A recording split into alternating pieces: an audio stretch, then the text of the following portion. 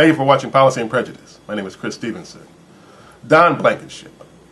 If you don't remember any other name for the rest of the week, you remember that name. That's the man who is the CEO of Massey Energy, the same firm that owns the Upper Branch mines in West Virginia. That mine is 30 miles south of Charleston. They just had an explosion on the 5th, a very deadly explosion. The count on that explosion is now 29 dead. The last 4 bodies were found sometime yesterday. A horrible tragedy. The worst coal mine disaster since 1968 when they had the Farmington explosion. That cost 78 miners their lives.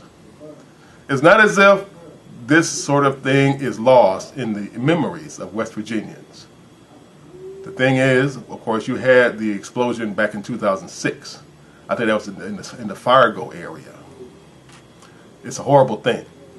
What made it so bad this time around is that the cause for this explosion was the same as it was in Fargo.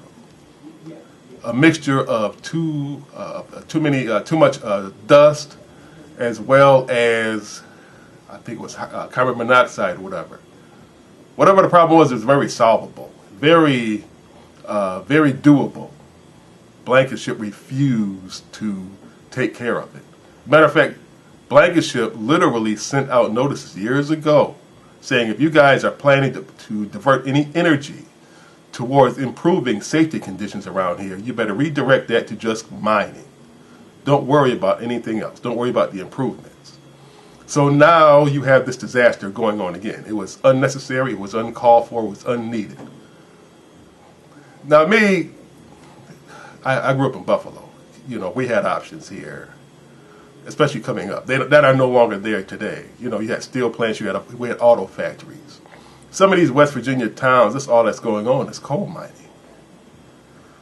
It's either that or do what I probably would have done if I were a young man coming up in West Virginia today. Take my chances in Iraq or Afghanistan where it's safe. Because I would rather take my chances with a roadside bomb or a pipe bomb than to take my chances in a mine, a coal mine, 1,000 feet below the surface of the ground in an explosion. That's horrible. In Iraq, you're at least you're in the daylight. You can at least see the sky. You can at least breathe some air. Those last 4 people, they were trapped underneath that mine for days. It's a horrible way to go. It's a terrible way to go. But it's the only way that some of them have to support themselves. Blankenberg must be made to pay by the federal authorities.